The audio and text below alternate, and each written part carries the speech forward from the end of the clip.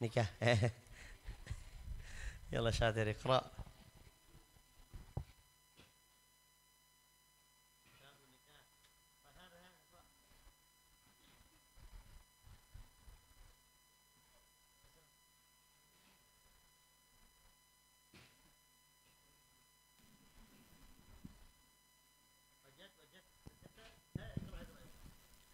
Bismillahirrahmanirrahim. Kitabun nikah. Man ihtaja ilan nikah minar rijali wa wajada uhbatan nudiba lahu wa man ihtaja wa faqadal uhbata nudiba tarkuhu wa yaksiru syahwatahu bisawm wa man lam yahtaj ilan nikahi wa faqadal wa faqadal uhbata kuriha lahu wa man wajadaha wa wujida mani'un bihi min haramin wa maradin daimin lam yukrah lakin al-ishtighalu bil ibadati afdol. Masya Allah. Sahih ya Sabarhan. Orang yang sunnah nikah, disunahkan bagi yang menikah itu ada dua syarat. Yang pertama membutuhkan nikah. Yang kedua punya persiapan nafkah atau modal nikah. Ini nikah kagak punya duit, nikah baik, makruh. Ini laki-laki ya, perempuan mah kan tinggal nerima bah. Laki-laki, perempuan mah tinggal nerima. Tanya misalnya, "Bang, kawin ini saya, nikah ini saya."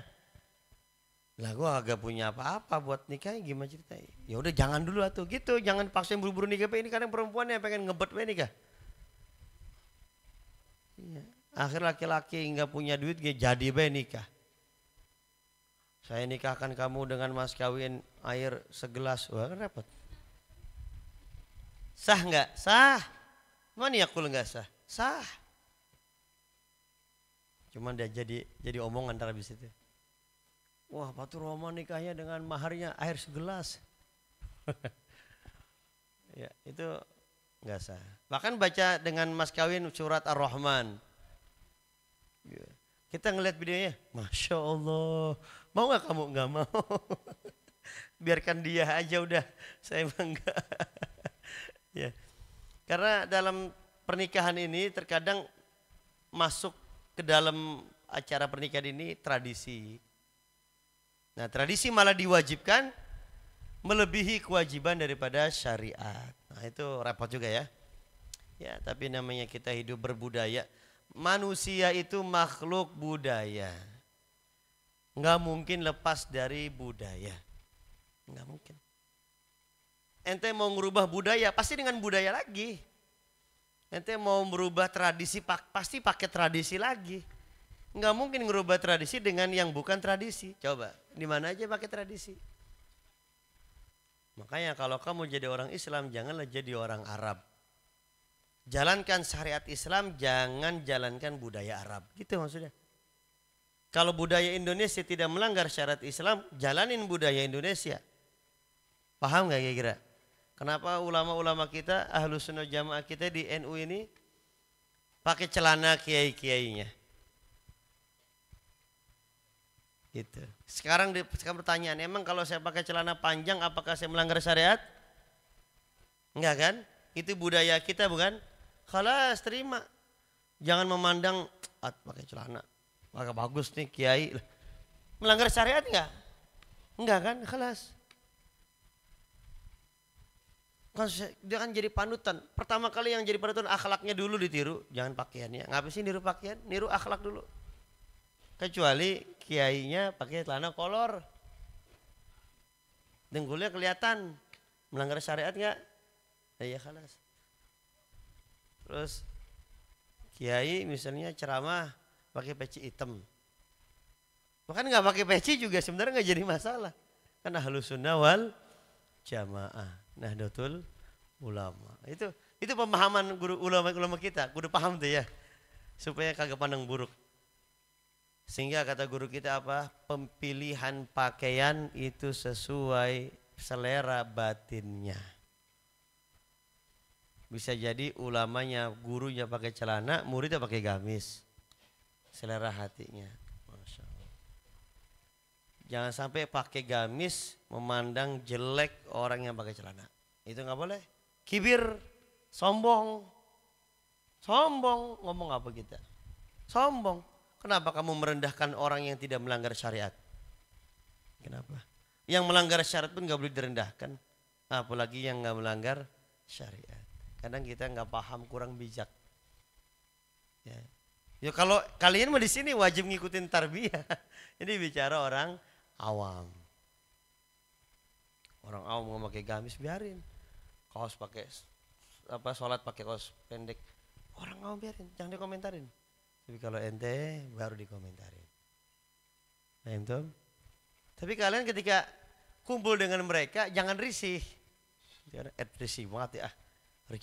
Risih dia bukan tongkrong, udah circle udah beda circle-nya. Nggak boleh. Justru orang yang kogono adalah sasaran dakwah. Sasaran dakwah. Jangan risih. Kalau saya duduk dengan orang yang pakai kaos kutang doang, laki-laki ya. Kaos kutang doang, celana pendek, enjoy aja ngobrol-ngobrol. Ya, mungkin kalau itu bukan budaya kita, ya kayak misalnya budaya kita kayak di Arab, mungkin orang paling jelek pakai gamis tetap. Di Arab Abu Lahab pakai gamis nggak? Abu Lahab pakai imamah nggak? Pakai sorban. Ya karena ada imamah yang tradisi budaya Arab, ada imamah yang sunnah Nabi Sallallahu Alaihi. Anggaplah sunnah Nabi yang berkaitan dengan imamah itu bukan sunnah Nabi seperti sholat duha. Iya beda. Pakai imamah, sunnah pakai imamah itu nggak sama sunnah dengan sholat duha. Yang disamain.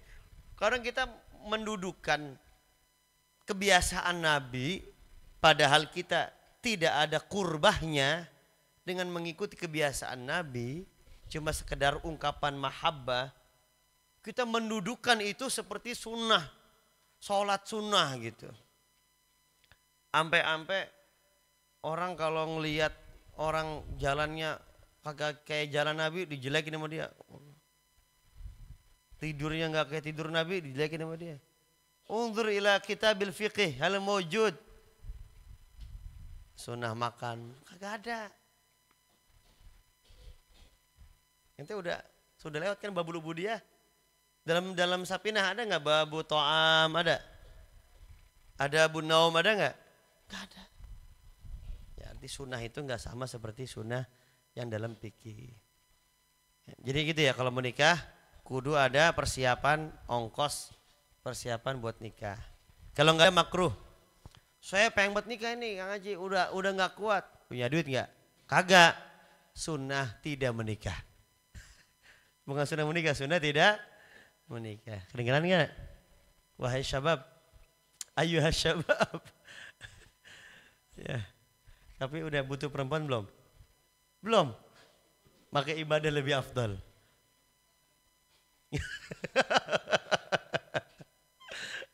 Ustaz Farhan udah butuh perempuan? Sudah siap-siap. Insya Allah sunnah menikah. Ya. Ya.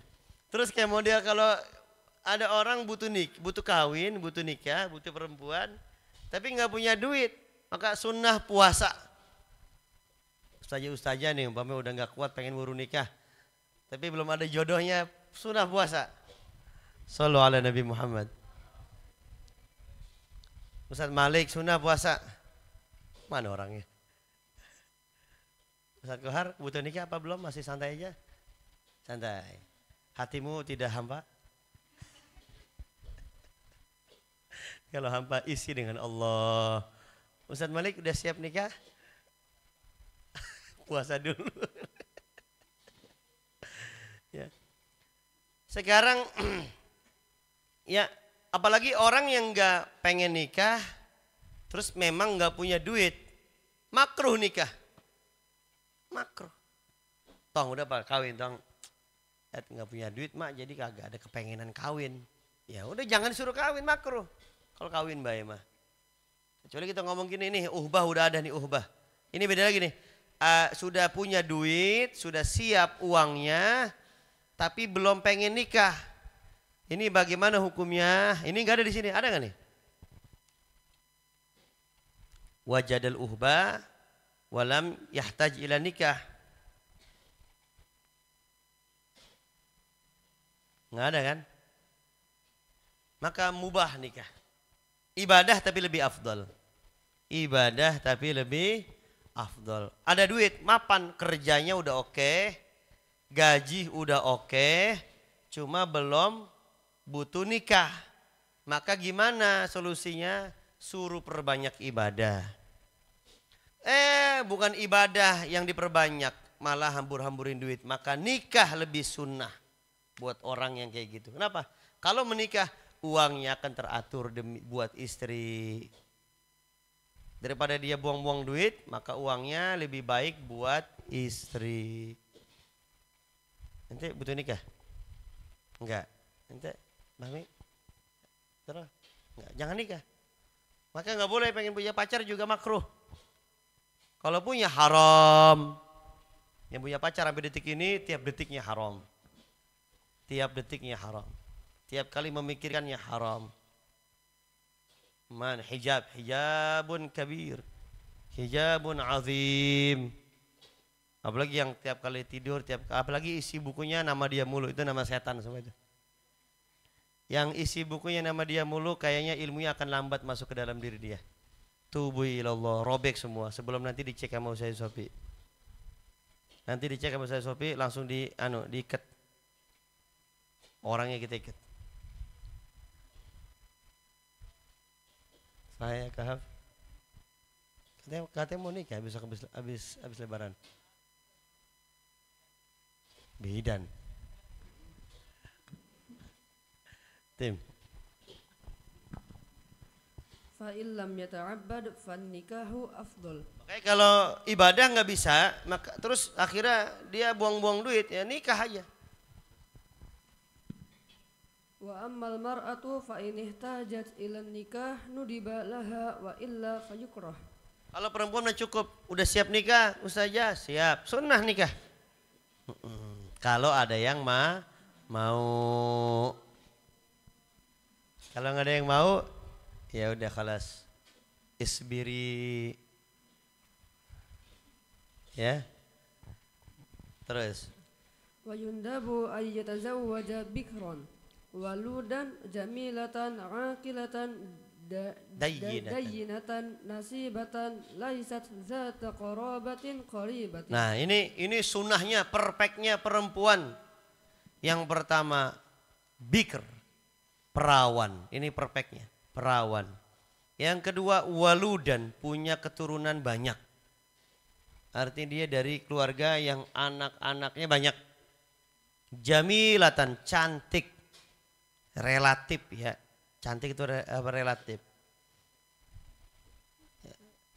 Cantik itu relatif. Kadang kita nggak bisa gini. Dia lu demen banget sama dia. Emang dia cakep apa? Cakep depan saya mah gitu. Lo ente nggak tahu aja, itu kan relatif. Kadang-kadang saking dia pedenya, lah saya mau dibilang rembulan. Yang dijual itu martabak rembulan. Jamilatan, cantik menurut orang masing-masing. Ya. Aqilatan yang dewasa. Yang dewasa, jangan yang bocah. Makanya perempuan yang masih bocah jangan pengen kawin. Jangan pengen nikah, jangan pengen punya pasangan. Dayyinatan, agamis kalau kita ngomongnya. Nasibatan, nasabnya bagus.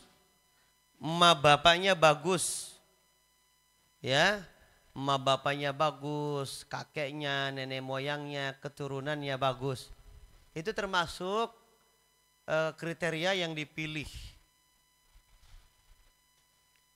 Ya. Sebenarnya ini kita sedang melihat karakter yang bagus. Tapi yang diutamakan apa? Yang diutamakan adalah zatuddin, dayyinatan, orang yang ahli agama. Ya, maka ini memandang kesetaraan. Nabi Muhammad SAW Meskipun dalam hadis tunkahul mar'ah li arba'in, limaliha, walinasabiha, wa jamaliha, walidiniha, fadfar bidzatid din. 4 karakter perempuan yang harus dipilih, nasabnya bagus, kecantikannya, agamanya, dan hartanya, atau mapan kerjaannya, keluarga kaya. Itu jadi incaran orang-orang soleh. Karena hadis Nabi itu. Namun orang soleh jika tidak menemukan yang sempurna itu, misalnya, ya maka yang dipilih adalah yang ahli agama. Tuh. Baru Nabi memberikan keterangan. Kalau nggak ada, udah semua perempuan sama, jelek, cakep, kaya, miskin, yang penting ahli agama. Gitu. Yang penting ahli. Maka perempuan-perempuan kita yang punya nasabnya misalnya emak bapak kita kagak beres. Tapi kitanya harus beres. Ini udah emak bapak yang gak beres, kita yang kagak beres. Mau jadi apa kita? Kalau perlu udah emak bapak kita misalnya kagak beres, lupain aja. Masih ada Allah bersama kita. Ya, terkadang ada anak-anak broken home. Jangan bersedih, kita punya Tuhan, bukan punya emak bapak kita. Emak bapak kita cuma perantara aja yang melewati, kita lewati dia. Kita harus beres, kita harus berbakti, kita harus jadi orang yang soleh, soleha, dekat dengan Allah. Itu yang akan diangkat. Kita diangkat derajatnya di situ. Bukan diangkat derajatnya sebab emak bapak kita. Emak bapak saya mah, emak bapak saya mah, emak bapak saya mah. Ente siapa? Gitu, paham ya? Maka Nabi kesetaraan dalam Islam sangat dijunjung tinggi oleh Nabi Muhammad SAW. Perbedaan kita cuma di hadapan Tuhan. Apa? In akramakum indallah atqakum, yang paling bertakwa. Kok menikah milih-milih sih harus yang ahli agama? Ini buat orang, ini lebih detail lagi. Ini buat orang yang khawatir tidak bisa mendidik istri. Ya kamu bisa nggak didik istri? Aduh repot ini aja. Khalas, cari yang soleha supaya nggak capek. Makanya perempuan-perempuan yang baik itu nggak terlalu capek didiknya. Makanya kalian yang udah dikaruniai oleh Allah hafalan Quran, punya angan-angan dalam pernikahan itu harus yang hafal Quran, harus yang hafal Alfiyah, harus yang hatam kitab-kitab tinggi seperti kita, yang punya sanad insya Allah nggak ada. Di kampung ente nggak ada. Ada yang di lingkungan pondok pesantren yang suluknya udah jelas, imannya kelihatan, ilmunya nampak, tinggal kualitas akhlaknya aja yang belum kelihatan. Ujiannya nanti di sono, bukan di sini. Faham tom? Faham tom? Iya. Allah mengangkat derajat kita dengan ilmu nih. Bukan berarti kita merasa mulia, enggak. Ini adalah tahaddus bin ni'mah.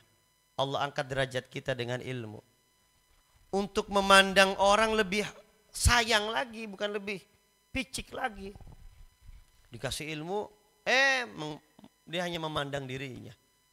Di mana-mana orang jahil, arham, lebih disayang dibandingkan orang-orang yang pintar. Kenapa? Tugasnya orang pintar menyayangi, bukan pengen disayang sama orang lain. Irhamu, dalil ini coba, irhamu man fil ard. Untuk siapa coba? Irhamu. Apakah untuk orang semua bisa mempraktikkan hadis ini? Enggak. Hadis ini pertama-tama akan disampaikan kepada kalian yang diberi ilmu sama Allah. Kalian adalah khitab pertama. Kalian adalah mukhatab, lawan bicara pertama dari Allah. Maka santri dan orang awam, saya lebih galak dengan santri dibandingkan orang awam. Kenapa? Khitab pertama kalian, kedua orang awam. Maka beda dong komunikasi kita. Beda enggak? Beda. Yang kudama, yang judud, yang kudama yang lama dan yang judud itu beda. Jangan disamakan. Tarbiyah begitu. Sidi Rohim pernah duduk di samping syekh. Kemudian kalau ada orang lain lewat datang, syekhnya senyum, ditawarin apa, tawarin ini, tawarin itu, manis banget. Syekh Rohim cemburu, kenapa sih giliran saya nggak begitu? Kok giliran orang lain? Itu karena kamu menginginkan saya ujian yang lebih berat Sedangkan dia Bapak menginginkan apa yang ada di dalam diri saya. Duit, tasbih, senyuman, kalimat thayyibah, udah. Kan beda. Kamu ingin Allah atau ingin yang ada di Allah? Surga kan di tangan Allah. Kamu pengen surga apa pengen Allah? Maka ujiannya lupakan semuanya. Fanakan dirimu dengan aku, kata Allah Subhanahu wa ta'ala. Wa ana ajzi bihi, dan akulah sebagai balasan untuk kamu. Mana ana ajzi bihi, bukan saya yang membalasnya, tapi sayalah yang menjadi balasan untuk kamu. Mau balasannya Allah apa balasannya surga? Hah? Allah atau surga? Kalau balasannya adalah Allah, itu nikmat yang paling nikmat di surganya Allah. Makanya kalau ingin mencari kenikmatan, kebahagiaan yang abadi, yaitu bertemu dengan Allah Subhanahu wa ta'ala. Tim, dikit lagi. فإذا عزم على نكاح امرأة فالسنة أن ينظر إلى وجهها وكفيها قبل أن يخطبها وإن لم تأذن في ذلك وله تقرير النظر ولا ينظر غير الوجه والكفين. Nah ini sebenarnya seperti ini. Saya pengen nikah sama dia nih. Sebelum saya melamarnya, saya sunnah untuk melihat muka dan tangannya. Kenapa muka? Muka adalah dalal alamatul jamal. Kenapa sih cuma muka sama tangan doang? Alasannya muka alamatul jamal. Ya, makanya perempuan nggak boleh memperlihatkan mukanya kepada laki-laki yang kagak pengen nikahi. Tapi di Indonesia mukanya terbuka. Bukan cuma muka, di luar mah keteknya terbuka, betisnya terbuka. Sahih. Santri-santri pas keluar dari kandang lihat perempuan begitu, astagfirullahalazim. Astagfirullah, tapi ngintip. La ilaha, ma'ruf lagi ngabuburit. Pas lagi mau beli bakwan di sampingnya pakaian begitu, astagfirullahalazim. Gak boleh. Paham ya? Wajah itu alamatul jamal. Kenapa tangan? Alamatul bayad. Putih atau hitamnya di tangan. Kadang orang mukanya putih banget.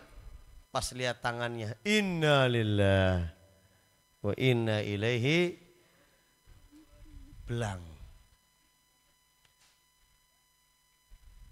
Putih banget mukanya, pas lihat lehernya sini, masya Allah. Tubu ilallah. Kita suruh taubat dia kepada Allah.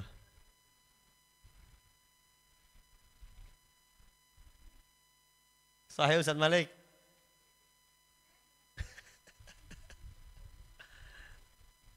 Ya. Sahih ya Kahaf. Emang pernah lihat? Iya, enggak. Walahu takrirun nazar, dan dia boleh mengulang-ulangi memandangnya. Dan nggak boleh melihat selain wajah dan kafain, nggak boleh. Makanya perempuan juga sekarang boleh terlihat tangannya, boleh terlihat telapak tangannya, zahir, batin, wajahnya boleh. Ini nggak boleh nih, kelihatan ini nggak boleh nih, ya. Laki-laki kalau ngeliat perempuan tangannya sekel begini nih, misalnya sekel begini, waduh ngeri, wah ngeri, tangannya sekel banget gue kalau dibanting. Maka tutupin. Justru bagusnya pakai jilbab.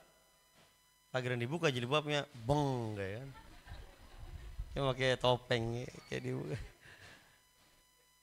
Ada perempuan pagiran dibuka jilbabnya baru kelihatan tembemnya. Harus pakai jilbab kecil buat ini, biar kelihatan amit. Ibu apa amit? Pas dibuka, inna lillah wa inna ilaihi, makanya tutup rapat, bagus. Sahih ya Kahf. Ya. Ini boleh dibuka ini ya, wajah ini. Itu ulama mutaakhirin. Baik. wa yahrumu an yanzura ar-rajulu ila syai'in minal ajnabiyyati hurratan kanat Khosatan. Hurratan. Jangan khorroh, hurratan. hurratan kanat au amatan awil amrodil hasani walau bila syahwah ma'a amnil fitnah. Bas. Matiin dulu. Saya akan jelasin di luar, agak ngeri. Di Arab ya. Karena saya pernah tinggal di sana.